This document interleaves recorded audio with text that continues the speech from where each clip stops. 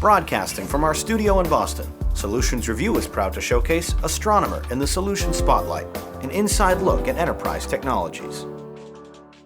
I'm Doug Atkinson here at Solutions Review, and welcome to the Solution Spotlight featuring Astronomer, and focused on best practices for managing Apache Airflow across teams. One of the biggest strengths of Apache Airflow is its ability to scale to meet the changing demands of your organization, regardless of use case. But going from running a single Airflow instance to managing multiple Airflows to support different teams isn't always straightforward. So today, we're presenting a webinar that covers best practices for running Airflow at scale, in production, so you can provide your teams with a robust, reliable Airflow service, including topics like automation, dashboarding and reporting, and workspace-level alerting.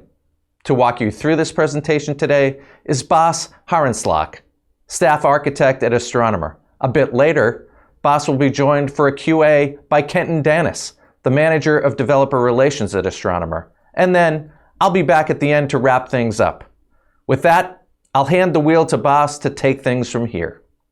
First, a little bit about me. I'm a Staff Architect at Astronomer. Working there for the last 2.5 years or so.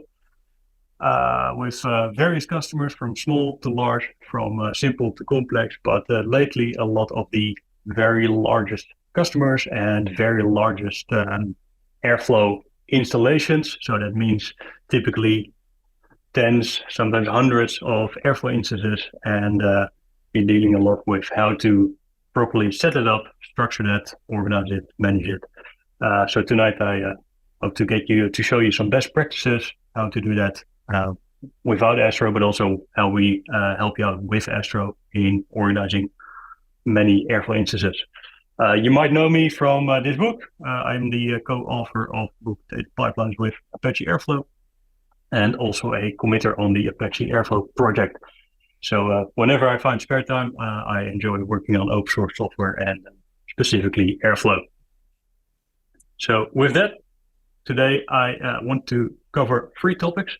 So starting with automation, I'll show you different bits and pieces of automation, what you can automate. Then we'll go into reporting. So that goes a little bit into collecting data, how you can visualize the data, what kind of questions you might want to think about and want to get answered. And then lastly, we'll go a little bit into alerting.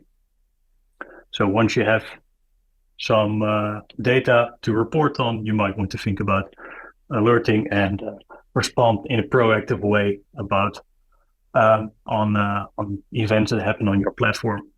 Let's say you're just starting out with Airflow, not thinking big at the moment, but let's say you're just starting out and a typical use case looks like this. So you have one development team in your organization, and they're responsible for servicing the customers of that organization. But it's just one development team. And generally, when you're starting out fresh with Airflow, that development team is responsible for everything around Airflow. So they manage Airflow, they install Airflow, they manage Airflow, they write data pipelines, they do everything around Airflow. But once you start growing, typically more people get added or more development teams get added, the number of customers starts growing, but organizationally it's still kind of the same, but we just see more teams being responsible for the same thing. So one development team might set up one Airflow instance and maintain that, and the second development team can set up their Airflow instance and be responsible for maintaining that. And they each have their own group of customers that they report to and deliver some sort of features or data to. But once you start growing beyond, let's say, a handful of teams, you typically start seeing some organizational changes as well. So you get more and more development teams, so more and more people that want to write Airflow data pipelines and use Airflow. These development teams sometimes not only develop features or pipelines or reports or whatever, for your customers, but sometimes there are also internal development teams that only deliver features to other internal teams. But you also start seeing different roles in a platform like this. So typically we see the addition of a so-called platform team who are responsible for developing an internal platform, so tooling that people can work on, and that enables the development teams to refocus on delivering output, so writing data pipelines that deliver, as said, reports or features, something else to their customers. But the development teams are generally not responsible anymore for setting up and maintaining Airflow. They, in an ideal situation, they go to their platform team and say, hey, I want to start writing Airflow. And within 5 minutes, they get a Airflow instance and can get started. That's generally what a platform team is responsible for ensuring that the development teams can work as efficiently as possible. And alongside that, you typically have various roles. You often find a security person that is concerned around security. Do we do everything in a secure way? Is everything according to the company security policies? And we also often see somebody who is concerned about costs. So a billing admin would like to know, for example, is the operational cost of a platform, is that within bounds? Can I set some sort of controls on the cost or alerts on the cost? Or can I maybe charge or budget a certain amount of dollars for every team for whatever resources they're using? So those are some questions that a billing admin would be concerned about. So with that, let's go into how can we automate certain things around Airflow. And why would you even automate in the first place? If you're just starting out small, it's very often a lot faster and easier to click on a button and you get things up and running. But very quickly, you'll probably find that clicking a button repeatedly is not very fun. And it's also a bit error prone if you have a lot of things to configure. So let's say there's 20 configuration items to configure in your Airflow or maybe some other tool that you're leveraging. It can be very error prone to repeat that same process multiple times to fill out every 20 the options for those 20 checkboxes that you need for creating a new instance of maybe Airflow or maybe some other tool, and making sure that you repeat that same process correctly every single time that you create a new instance. So with automation, you generally define everything as code, and with the click of a button, you then create resources according to what's defined in the code instead of having to manually select things over and over again. Automation can also, besides just creating resources or managing resources, provide automation or tooling to help automate complex tasks. For example, with migration projects, we often find ourselves writing tooling to automate repetitive tasks. For example, in a lot of Airflow 1 to 2 migrations, you have change import. And if you have to repeat the same code change a lot of times, sometimes it's easier to write a script to do that automatically. Writing a script will take some time, of course. So in that time, maybe you can make the same code change 10 times. But if you have to make the same code change 1,000 times, it's very often much more time efficient and more fun sometimes to automate a complex task. So that's why you would want to do automation. And if we're thinking about setting up Airflow, so installing, provisioning Airflow. The standard way to do that with open source Airflow is through Helm.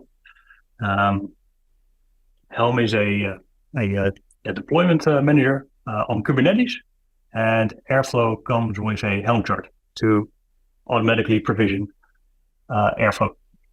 So the way you do that is with one or sometimes two commands. First, you have to install the Airflow Helm chart, and then you define a file, typically called values.yaml.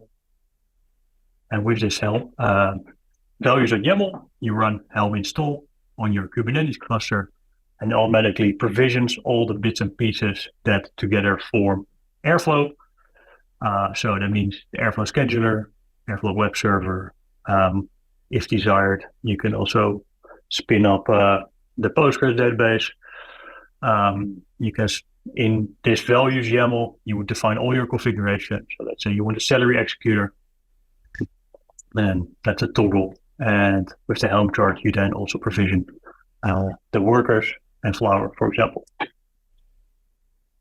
So, and this makes it one, easy to spin up, but also makes it a repeatable process. So let's say you have one Airflow that you created for Helm, and now you want more of the same, then you just take the same script and can run Helm again to provision a second or third or whatever instance of this same cluster.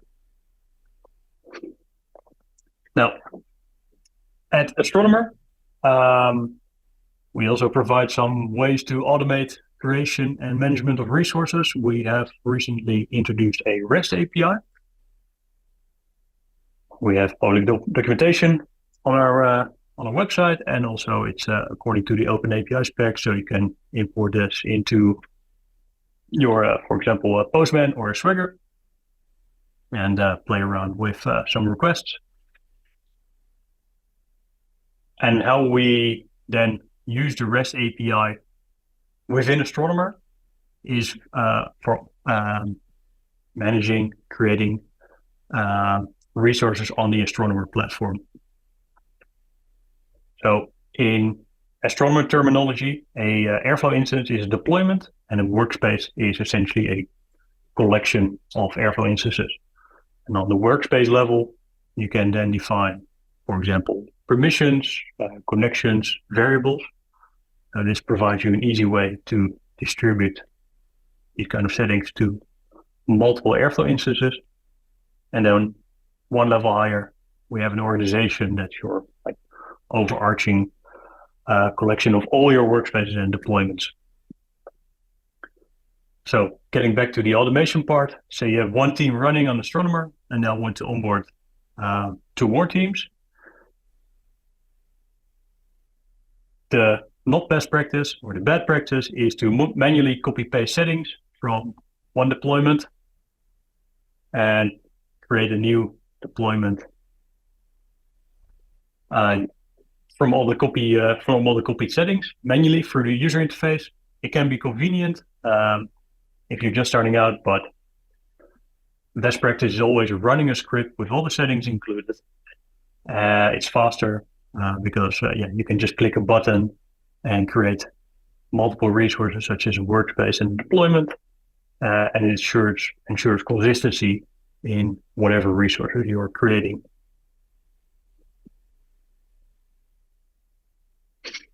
We also provide some additional tooling around upgrades in this case. So if you're familiar with upgrading Airflow, it can be a little bit of a challenge every now and then. So Airflow, on average, releases a new minor version every 3 months or so. And following the Semver standard, that shouldn't be a problem, right? So we get new releases from, say, 2.7, Airflow 2.7 to Airflow 2.8. According to Semver, that shouldn't include a breaking change. But the challenge with Airflow is often that the Apache Airflow package contains lots of dependencies, for example, providers packages, but also other packages that those provider packages then depend on. And when you just upgrade Airflow and you don't really pin every single dependency, then you might get a newer version of that dependent package, which could include a new major version. And a new major version, according to the Senver standard, could include a breaking change. So actually, when you want to upgrade to a new Airflow version, very often you find yourself checking for breaking changes in dependent packages, and that can be a lot of work because sometimes there's tens or hundreds of dependent packages. One way to do that we often see is people have a development deployment. They upgrade the development deployment to the latest version, and then run all their decks, see if they work, keep their fingers crossed, and go from there.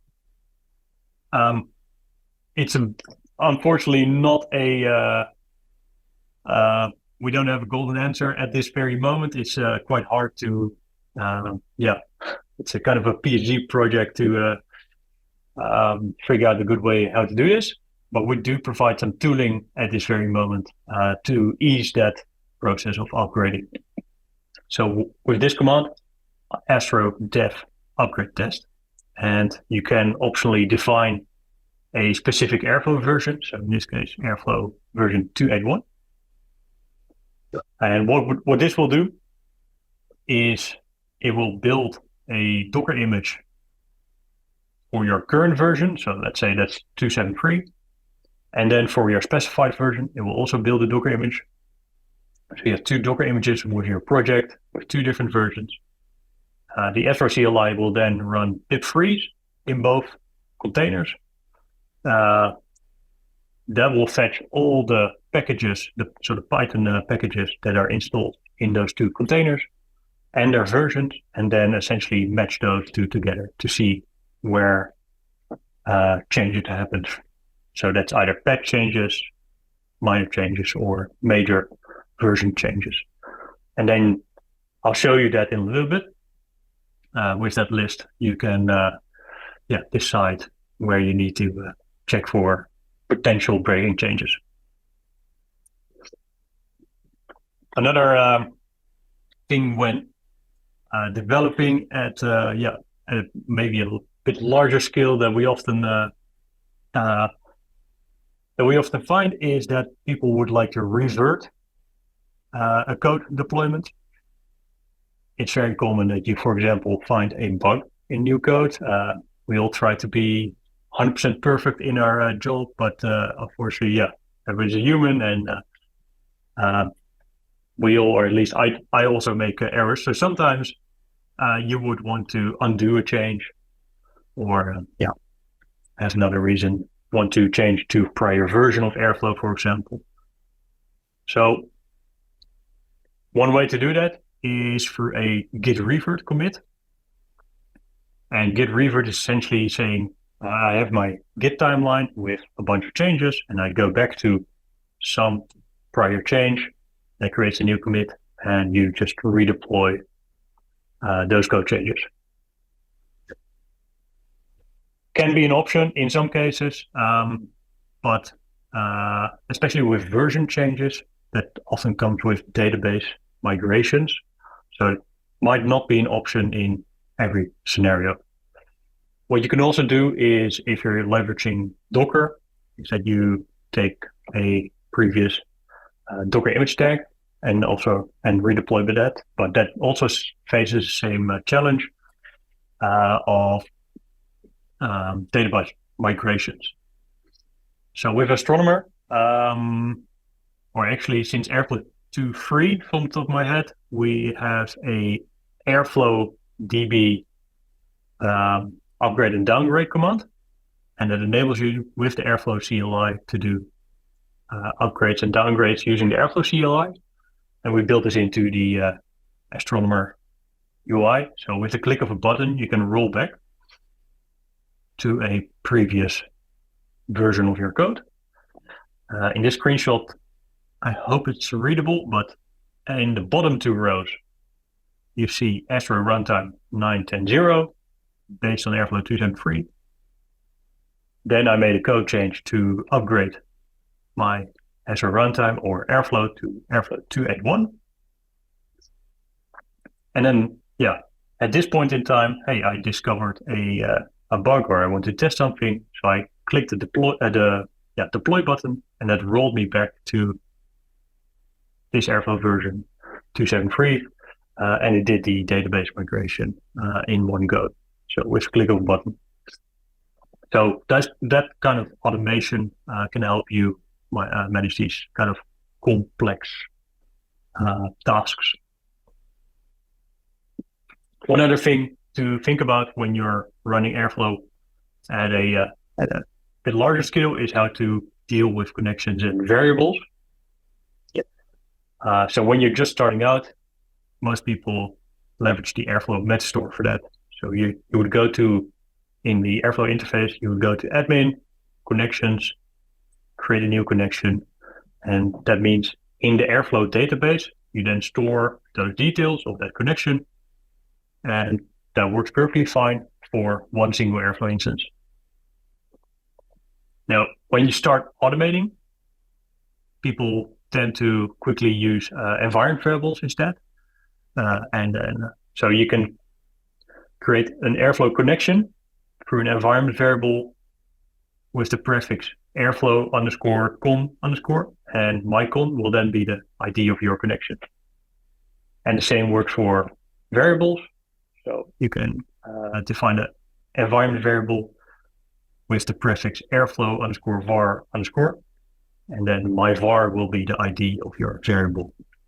And this helps a lot with automation if you're deploying through sometimes Docker Compose, sometimes Kubernetes.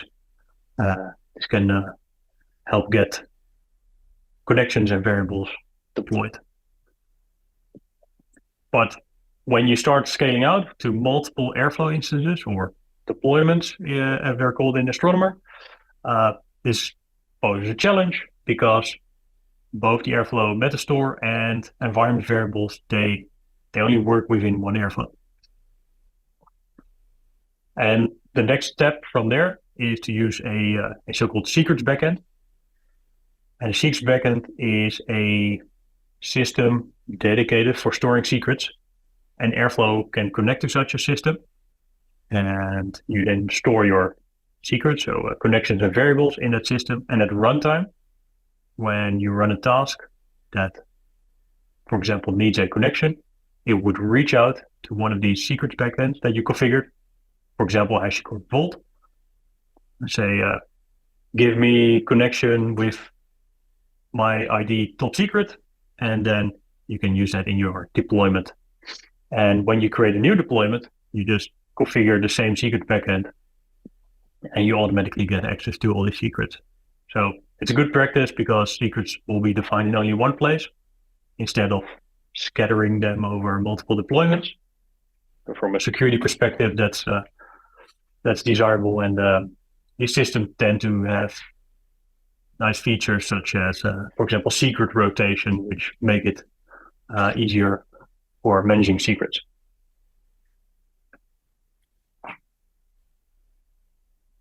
So I showed three options for managing secrets: the Airflow metastore, environment variables, and secret backend. So just for reference, when you fetch a connection or a variable in Airflow, Airflow searches for your value, for your key, in this order: in the secret backend first, if you've configured one, then environment variables, and then lastly the Airflow metastore. And wherever it finds your secret first, it will take that value. So if you have defined a connection in an environment variable, but also the metastore, then it will select it from the environment variable. If it finds it first in the secret backend, then it will take it from there.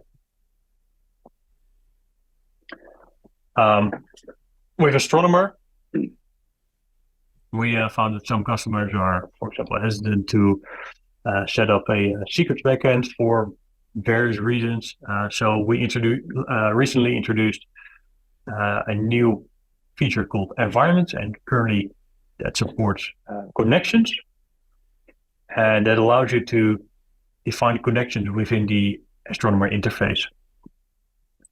So this works on a workspace level, as you see here, and that allows you to share connections between all the deployments in your workspace. So if we take the same, show the same Airflow hierarchy again. You have an organization. Within that organization, you have workspaces. Typically, people organize that per team or per environment. So, for example, you would have one workspace for the finance team. And then you can create connections within that finance team and share it with all the deployments that that workspace contains. So I've done quite a bit of talking. Let me quickly demonstrate a couple of these things of what I just showed. So starting with automation. So as I said, we have a REST API. You find it under Astro API, and then there is a reference to two APIs. I'll show a quick demonstration of the platform API, and that allows you to create, read, update, delete a couple of resources on the Astronomer platform, such as workspaces and deployments.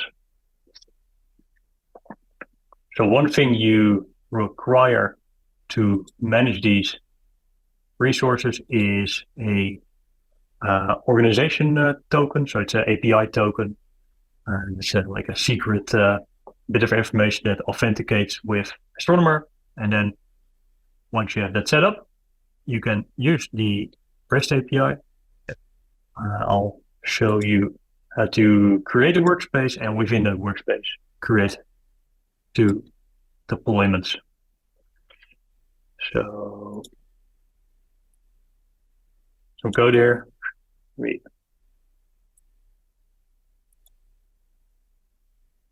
Zoom in a little bit. Just for demonstration purposes, I created a bare minimum script, which just creates a workspace at first. So through the Astronomer API,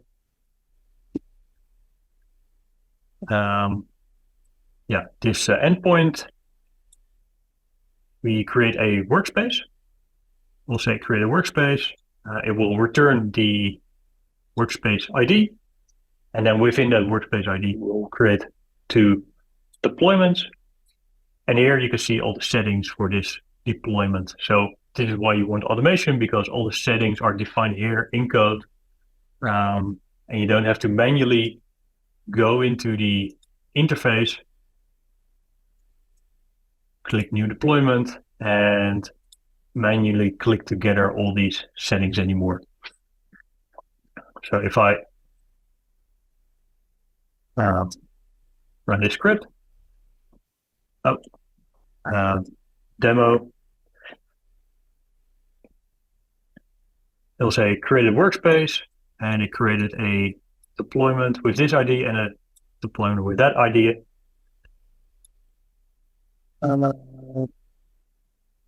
I quickly have to make a switch here. There's a new workspace called demo, two deployments, and you see they're currently being created. So let's say you have multiple teams within your organization and you plan on onboarding them. Then with the click of a button, you can now create resources for the REST API. And let's say the team says, I want Airflow, then within a matter of minutes, you can get them up and running. I also showed upgrades, how to do that, or how to at least help with the process. So if we go here, you'll see a lot of text on the screen, but the important command is Astro dev upgrade test. Running it will take like a minute or two, so I won't do that for the demo, but yeah, it will, like I said, build two Docker images for both versions. And the important thing is that it will give you a file. And in that file, you can find the major updates between those two Airflow versions. So if you don't pin, for example, URL lib 3, in Airflow 273, you get this version. In Airflow 281, you get this version. And since that's a major version change, so from 1 to 2 here, that means there can be breaking changes. So if you're using URL lib 3 in your code, you might want to check that and see if there's a potential for any breaking changes in your code. Rollbacks I also covered. So let me switch workspaces again. Go to deployments. There is in Astronomer a deploy history tab here that shows me every single deployment or release of code I did to this deployment. As I showed here, I can add a description, and then you see the Astronomer runtime and corresponding Airflow version. Let's say I'm not happy with some code change or some Airflow version. I click the deploy button. I need to give a description. So let's say demo. I have to confirm that I'm absolutely sure. And it will initiate a new deploy for this new or prior code change and version that I was running.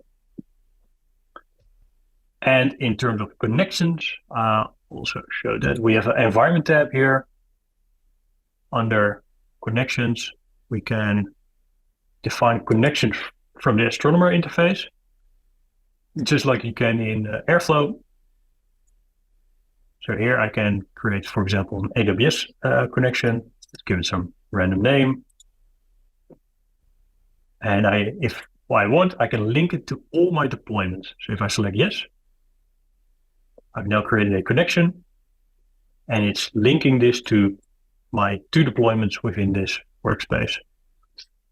So you don't have to create 2 separate connections, but you can create one and just say, like, I work in this deployment and that deployment.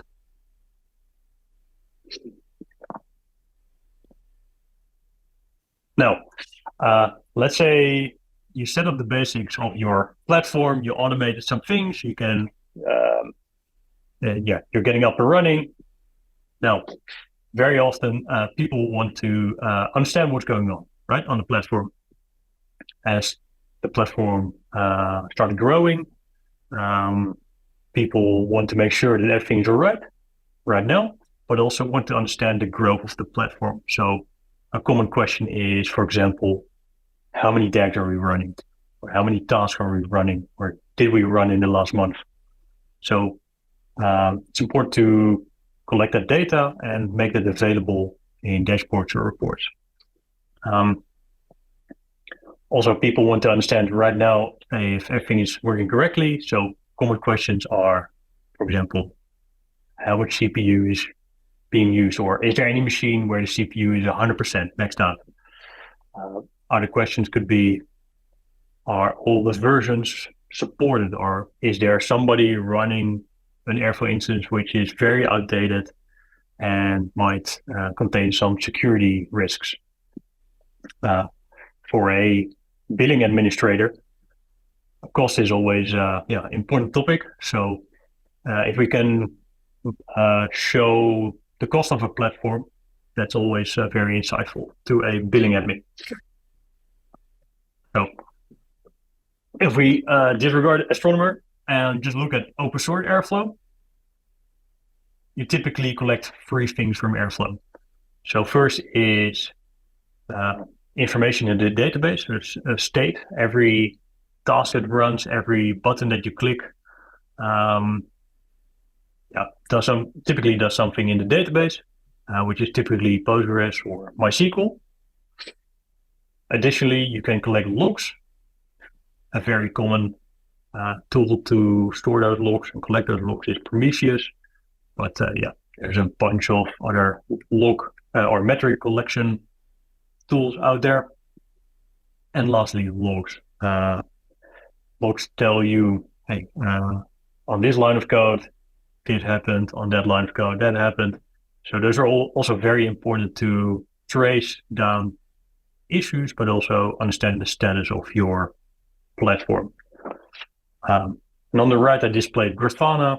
It's a dashboarding tool, but also besides Grafana, there are tons of other alternatives to that. But make sure for convenience purposes to try to stick to one tool. It's always good to get some to have one standard within your organization.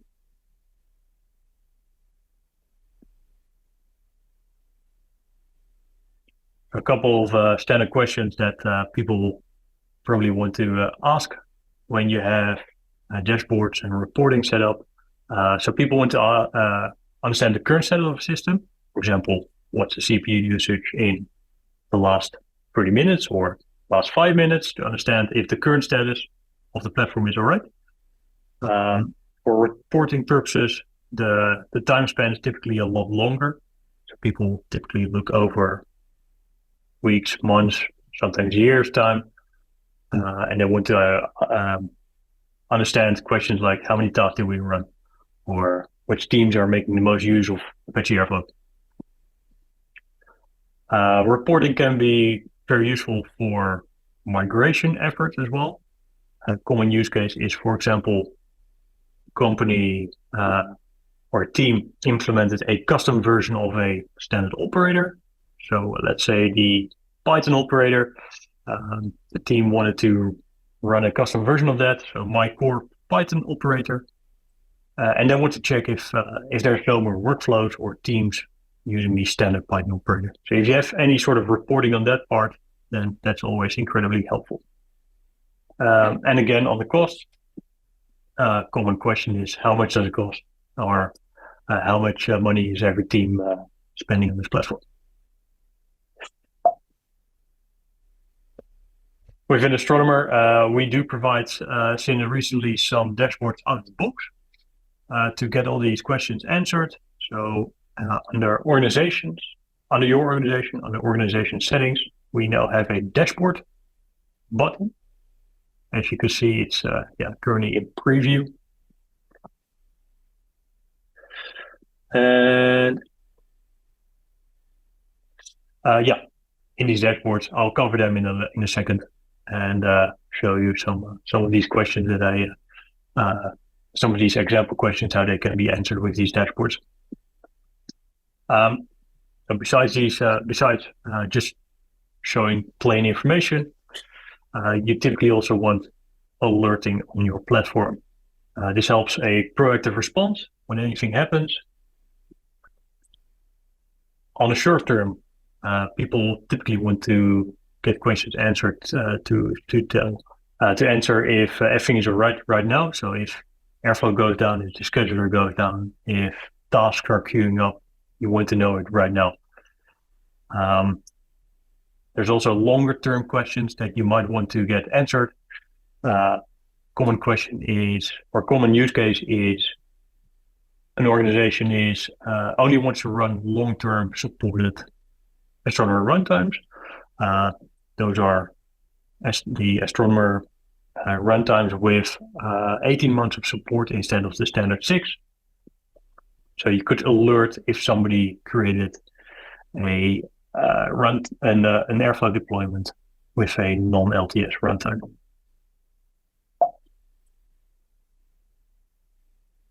And lastly, people always want to bring their own tools. In the end, everything I say always boils down to an Excel sheet. So having some way to export raw data and have people play with that data in their own tool of choice is always incredibly helpful. Otherwise, it can feel a little bit restricting if you only offer out-of-the-box dashboards. So since I mentioned Grafana, that has some export functionality. Pretty much every tool typically does that in the dashboards that I'll show in a second. We also offer some export functionality to CSV, Excel, JSON, etc., etc. And if you offer that functionality in your platform, it enables people to dig in and understand certain, some of their questions. So we go to the dashboards in Astronomer. At the moment, we have 5 dashboards out of the box, which you see in the tabs at the bottom here.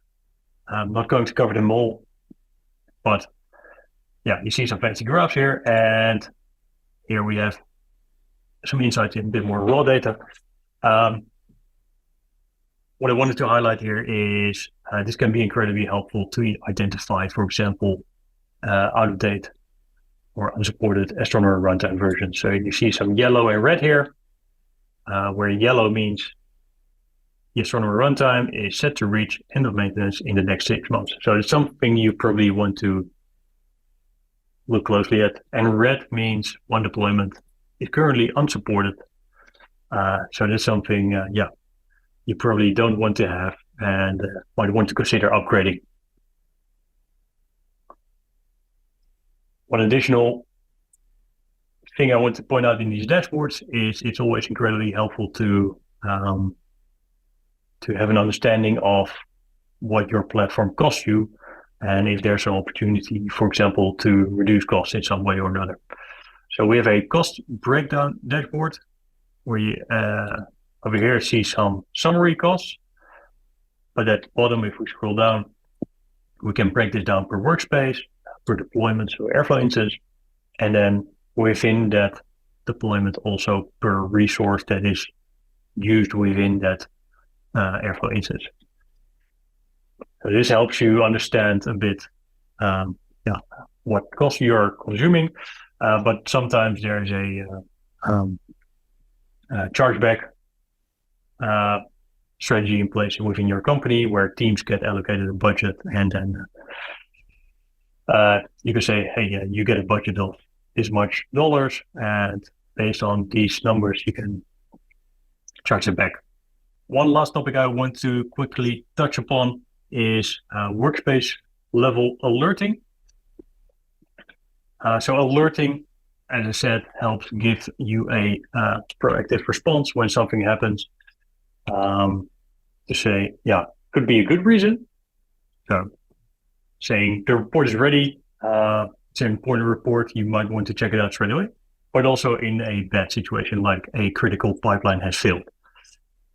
So on a small scale, so within DAG code, your Airflow DAG code, you can define callbacks. These are functions that you would set on a task or a DAG level, and this function can run arbitrary Python code. So common use cases are sending an email or sending a message to your paging system like PagerDuty. But when you start growing larger and larger in scale, you might want to do this over multiple Airflow instances. So again, Prometheus, common metrics collection system, and Prometheus also offers a tool called the Alert Manager, and this is a tool that allows you to define certain criteria for setting up alerts, such as there are no more open pull slots or tasks are stuck in queue. So certain conditions that you can measure through metrics, and then send out an alert to whatever configured system there is, and enables you to act on that immediately. Within Astronomer, we also offer some built-in alerts.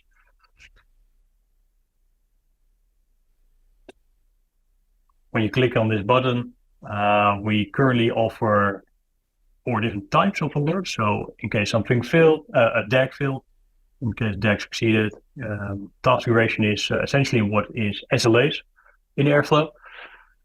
So whenever a task is meant to take no longer than an hour, and it happens to take longer than that, then you can send out an alert. That's absolute time, and task duration is if a task takes longer than it's typically does. So that's essentially the execution timeout in Airflow. You can also send out an alert. In case of any of those conditions are true, you can configure a channel. So let's say an email, and then send out an email to notify of that condition. And the nice thing about that in Astronomer is that it works over multiple deployments. So you can have, for example, in your workspace, a production deployment and a staging deployment. You have to define only a single alert and then works on those two deployments automatically. So to summarize, number one is start with automation. I think as soon as possible. If it's just one Airflow instance you have, sometimes it feels easier to click things together manually by hand. But for consistency and reproducibility reasons, it's very practical to automate everything you do. So define your system in code. Next, once you start growing with multiple Airflow instances, you want to understand what's going on. You can do that for dashboarding and reporting, both for historical purposes, but also for planning ahead, so to say. We want to scale out to double the size. Will our current cluster hold that, or should we add more resources? And in terms of alerting, it enables a proactive response to things that you should act upon right now and reduce the time to prepare. And with that, I'll open up the floor for any last questions. Yeah. Thanks for going through that, Bas. Lots of great content there. I threw all these links in the chat, so don't worry about the slides. We do have a couple of questions that I haven't answered yet. Several people are asking about, will we have a Terraform provider or something similar for managing deployments? That's a popular question. I was expecting that. I wish I could tell you it's coming out very soon. So it's definitely on our radar. I can't give any mention any roadmap or give any estimates about it right now. But it's definitely a highly requested feature. We're aware of that. Yep, I think we can, definitely say that you folks here are not the first to have requested it. So we do take that feedback seriously. Unfortunately, Bas and I are not the people who control the roadmap, just Astronomer. So, great question. Let's take a couple of questions about secrets backends and how you would recommend doing that. So if you can only connect one secrets backend for a deployment, kind of how would you recommend managing if you have multiple teams that are using the same deployment, or a way of isolating certain secrets? How do you think about managing that? Yeah. Let me quickly go to the Airflow docs.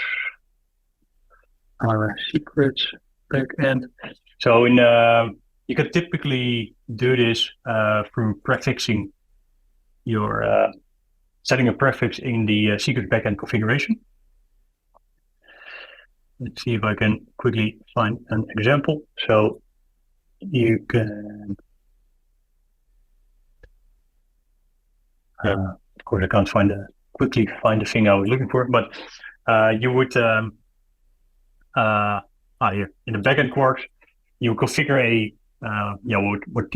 what's called search path. And it's essentially a prefix to say, like, okay, this secret with this given prefix should be searched for the connection ID that I provide in my code. And you can segregate secrets by putting them in different prefixes and configuring different Airflow deployments or instances with different prefixes. So one deployment goes to a prefix, for example, team A, and the other deployment sets a prefix for team B, and then that way they search in different namespaces or prefixes within a secret backend. Awesome. And I think maybe a related question, you wondering about in terms of the order of precedence that Airflow uses, secrets backend is first, which means that if you have one set up, it's going to look there first, and there's no way of overriding that behavior. Is that accurate? Yeah, that's correct. Yeah, it's always... Yep. Yeah, this is the standard Airflow way. It will search these three systems, and wherever it finds your secret first, it will use that and return it. Awesome. I think we have time for one more question. Is there a way to see the memory consumption of individual tasks? So if you're looking to kind of isolate any memory-related issues on a specific worker, what are your recommendations for doing that? Yeah, tricky question. Yeah. So on Kubernetes, it's somewhat doable to observe that. Depending on depends a bit on the infrastructure that you're running on. If you're running on say bare metal VMs and you installed Celery workers on there, I don't believe Celery exposes that on a task level. You can use Flower to get some insights into what Celery is running, but it doesn't say that on a task level. Airflow itself, unfortunately, also doesn't gather that data. So you would really have to monitor the underlying system that you're running on and fetch the metrics from there, if possible. Well, there you have it. Another solution in our spotlight. We want to thank Astronomer, Bas, and Kenton for that presentation, and we appreciate your attendance as well. Until next time, I'm Doug Atkinson here at Solutions Review. Thanks for watching.